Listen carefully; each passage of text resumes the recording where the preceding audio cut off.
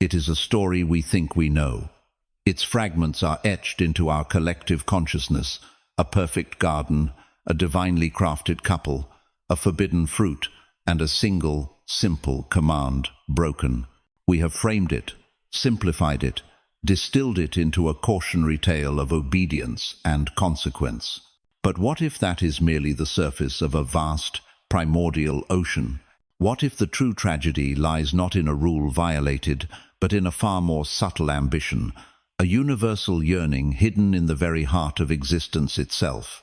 Let us journey back with you to the dawn of time, to a moment when the dew of creation was still fresh upon the world. Do not picture a silent, static garden, a finished landscape painting. Instead, feel Eden as it truly was: a symphony of creation still in progress, a colossal, breathing organism, a universe of potential waiting to be unfurled. This was not the end of creation, but its grand stage. Every emerald leaf that trembled in the divine breath played its own note. Every crystalline stream that flowed over phosphorescent stones whispered an eternal question: what comes next? And at the heart of this magnificent, living symphony, we find Eve. Let us discard the tired image of a passive, naive woman, simply waiting for tragedy to befall her. See her instead as she was: a thinker, a contemplative soul, a being attuned to the finest energetic currents of paradise. As she walked beneath canopies of jade and pearl, as the gentle beasts of the field brushed against her with innocent affection, her mind was not entirely still. A subtle melody, a strange and delicate frequency, had begun to thread its way into her consciousness, a melody that came neither from God nor from Adam, her companion. It was the melody of the future. It was the echo of unborn generations.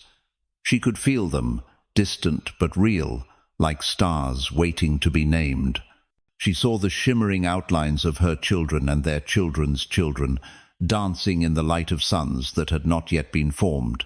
She felt the profound weight of an unwritten legacy, a river of history waiting for her to be its source. And so, a question began to form in the depths of her soul, not as a rebellion, but as a philosophical wonder. Was this perfect, harmonious, peaceful existence the final destination? Was this the pinnacle, the final chapter? Or was it merely the first, pristine page of a far greater epic? And if so, who would hold the pen? Which hand would shape the destinies yet unborn?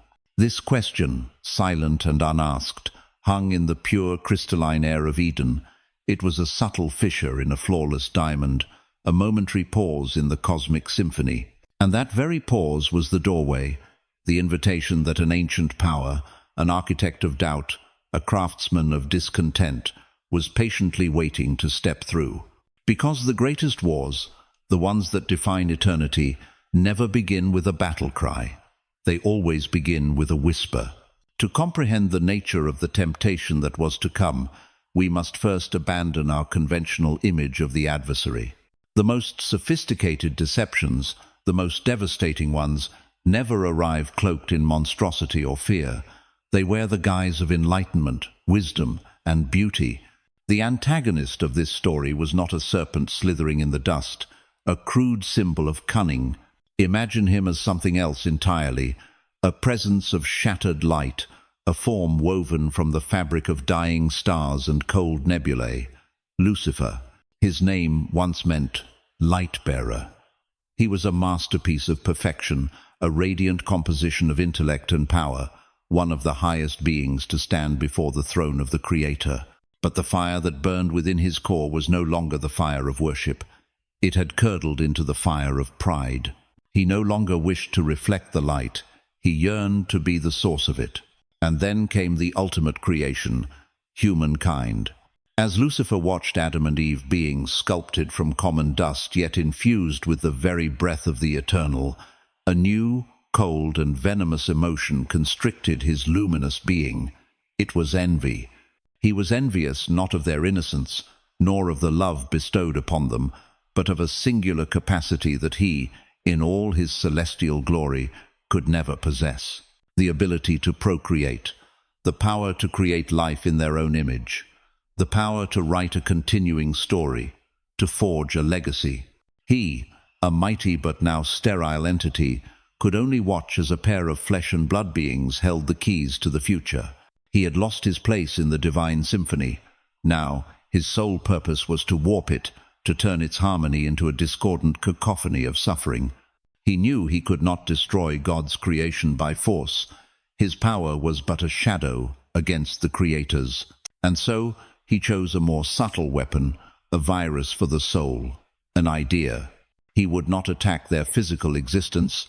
He would attack their perception of time, their understanding of purpose, their very relationship with their own story. He observed Eve from the twilight of his fallen state. He saw the yearning in her eyes as she gazed toward the undiscovered horizons. He sensed her deep contemplation of legacy, of her place in the cosmic blueprint. He knew this would not be a physical assault. This would be a siege of the soul. He would not batter down the gates of her will with force. He would simply offer the ruler inside the keys to open the gates herself. The plan was forged, a design not for murder, but for the introduction of eternal anxiety.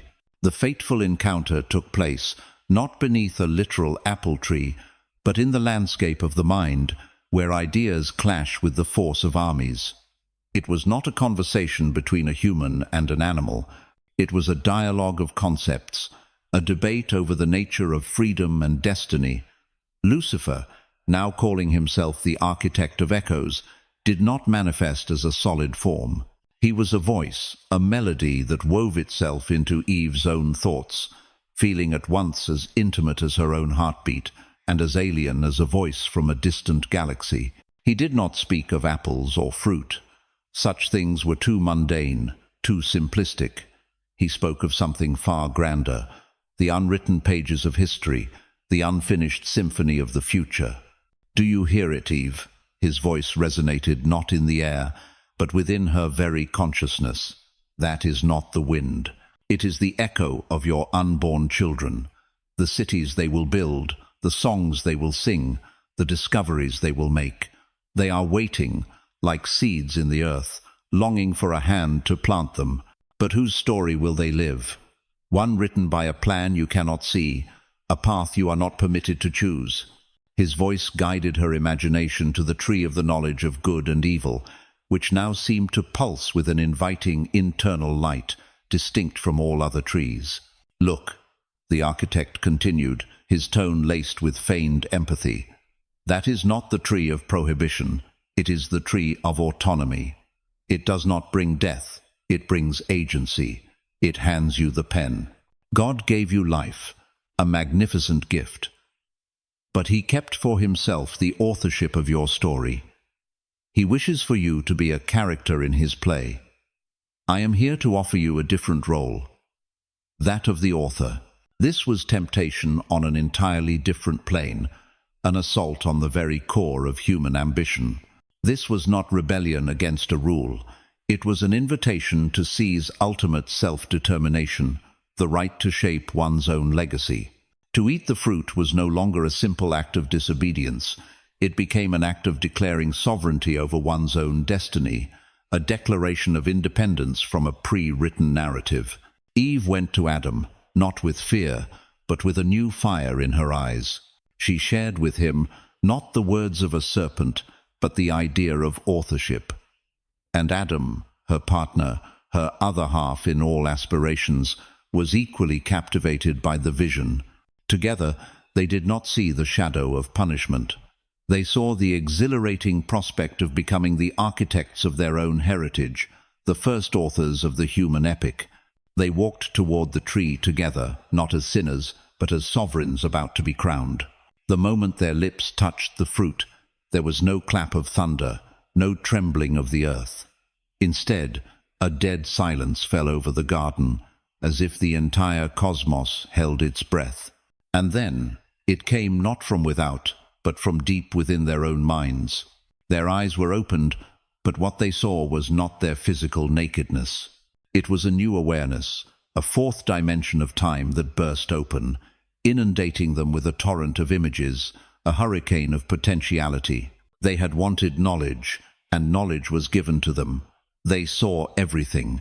They saw their firstborn son, Cain, his eyes blazing with a jealous fire, standing in a field under a blood-red sunset. At his feet lay the still form of his brother, Abel. They heard the first cry of bereavement. They saw their descendants construct a tower of arrogance to pierce the heavens, and then they witnessed the chaos as their languages were scrambled, turning brothers into strangers. The flood of visions raged on. They saw magnificent cities of gold and marble rise from the dust, only to crumble into flaming ruins. They heard the wails of millions of children in famines brought about by human greed. They felt the cold shock of the sword, the clang of immense armies clashing over a patch of dirt or a point of pride. They heard the sweet poison of betrayal whispered in the shadows of palaces, saw hearts break, and silent tears fall in the long night. They glimpsed crosses on a barren hill, and the unspeakable agony of those nailed to them. This was the knowledge of good and evil. It was not an abstract moral compass. It was the crushing, unbearable burden of foreseeing every pain, every mistake, every tragic path that would spring from their one act. They had wanted authorship, and now they had been shown the entire manuscript, from beginning to end, and it was a story soaked in tears, sweat, and blood. They realized a devastating truth. Innocence was not ignorance. Innocence was freedom from the burden of the future, and now, in a single chosen moment, they had lost it forever. The thrill of being the author was gone, replaced by the horror of being the reader, forced to know a tragic story in advance. The perfect harmony, the unspoken unity that had bound Adam and Eve together, shattered in an instant, like a lute string pulled too taut. The flood of future visions did not just sever them from their creator, it carved a chasm between the two of them. When Adam turned to look at Eve, for the first time in his existence, he no longer saw his companion, the perfect counterpart to his soul. Instead, through the newly acquired lens of the burden of foreknowledge, he saw the woman who had handed him this poison. He saw in her eyes the reflection of future wars and betrayals, and a cold resentment began to smolder within him. He blamed her, though not a word was spoken. When Eve looked back at Adam, she no longer saw her protector, her strong partner. She saw weakness, hesitation, and she foresaw the words of blame. He would soon speak an excuse that would echo down through millennia of men. She saw the genesis of a long chain of injustice and misunderstanding between man and woman. They were no longer a single entity, but two isolated islands, each trapped in its own private storm of horror. They scrambled to sew fig leaves together. This act was not merely to cover their physical nakedness. It was a desperate, primal attempt to construct the first defensive walls, to hide their trembling souls from the gaze of the other. For the first time, there were secrets between them, thoughts left unshared. Intimacy was dead, replaced by suspicion and fear. And then they heard the familiar sound, the sound of God walking in the garden in the cool of the day. But this time, the sound did not bring comfort and joy. It brought a profound, existential terror. They fled, hiding themselves amongst the densest thicket of trees. They were hiding not just from the shame of disobedience. They were hiding because they could not face the one who had given them a perfect present and a hopeful future, when they had foolishly chosen a future of anguish and burden. They could not look into the eyes of the true author, after they had so pathetically tried to steal his story. Their flight was not an act of guilt, but an act of brokenness, the act of children who could not bear to face the father they had so deeply failed. When God's voice called out, "Adam, where are you?" It was not the question of one who lacks information. It was the call of a broken heart, offering one last chance to step out of the shadows. But their response was only blame and fear. And so, the verdict was rendered. But if we listen closely, past the words that seem so harsh, we can hear within them a melody of mercy, a painful but necessary surgery of the soul. To Lucifer, the architect of anxiety, the sower of chaos, God spoke first. He did not debate with him.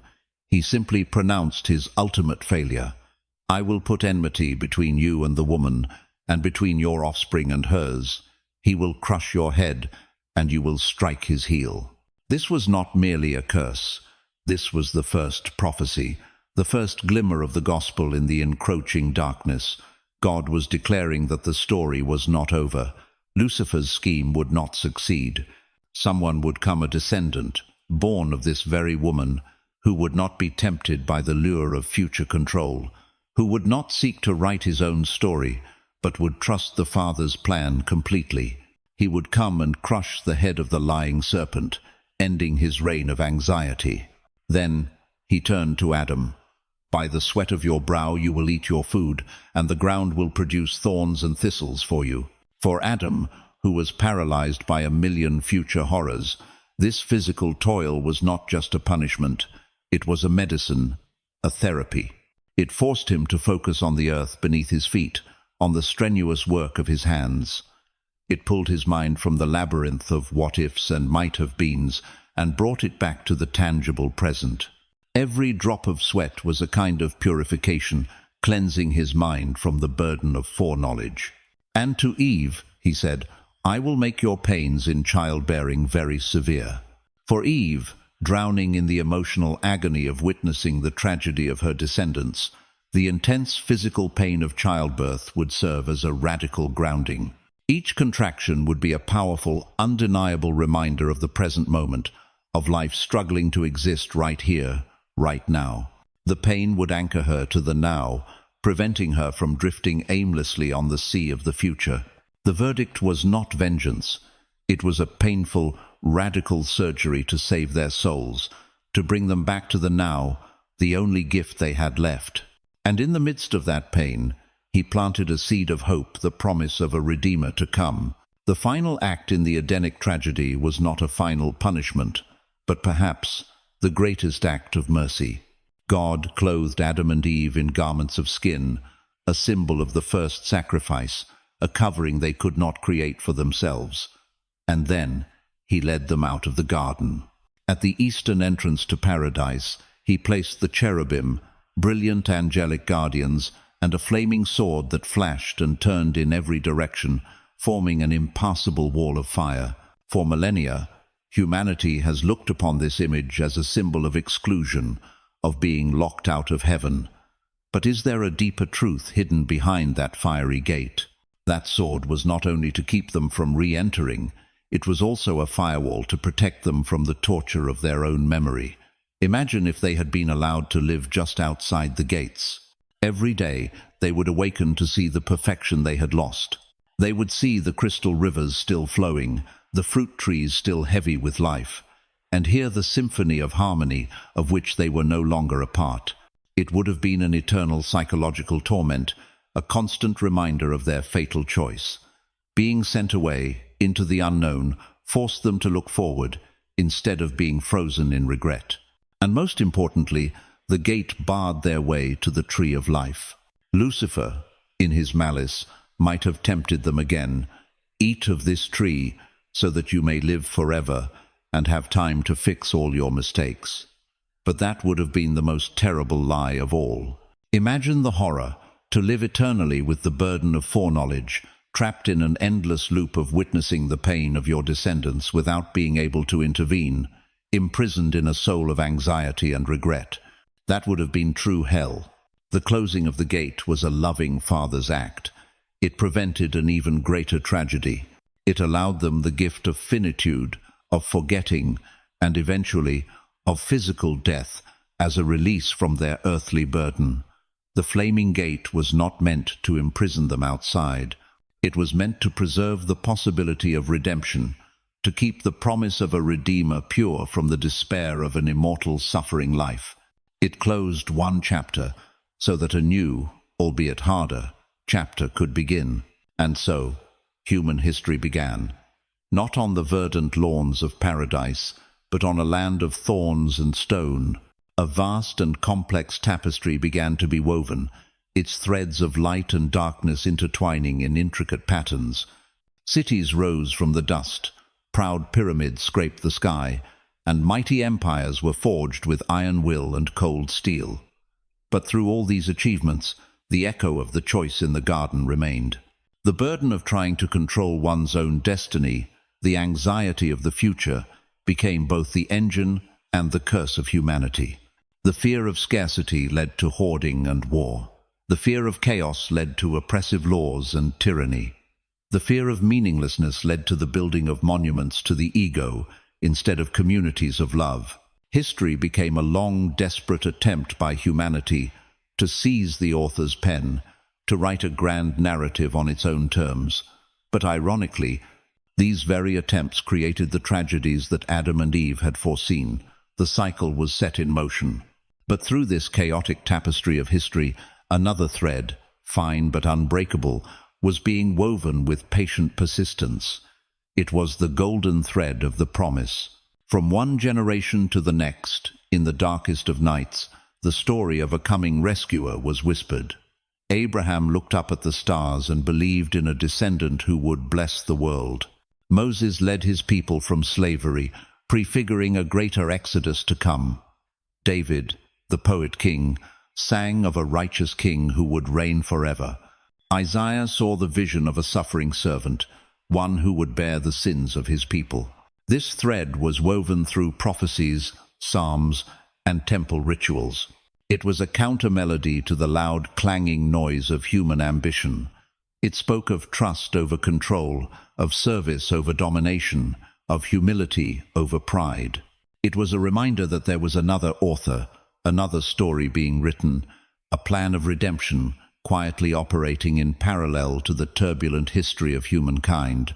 At times, the thread was so thin it seemed to have vanished in the storms of war and depravity, but it was always there, waiting for the fullness of time, waiting for the arrival of the one it foretold. Someone who would not carry a sword to conquer, but a heart of faith to heal. Someone who would show the world that true strength is found not in knowing the future, but in courageously and lovingly living in the present. And then, at the precise moment ordained in eternity, he came. In the midst of a mighty empire, in a forgotten province, the golden thread of the promise crystallized into a man, Jesus Christ. He was the perfect antithesis, the living answer to the temptation in the garden. His entire life was an inversion of the ambition that led to the fall. When Satan, the very same architect of echoes from long ago, took him to a high mountain and showed him all the kingdoms of the world and their glory, another, more sophisticated version of the temptation of control and legacy. He refused it unequivocally. He chose not the path of power and self-determination. He chose the path of obedience and trust. His life was a practical demonstration of how to live entirely within the story of the Father. He did not seek to write his own narrative. He allowed the Father to write through him. Every teaching, every miracle, every act of love flowed not from his own will, but from listening to and obeying the will of the one who sent him.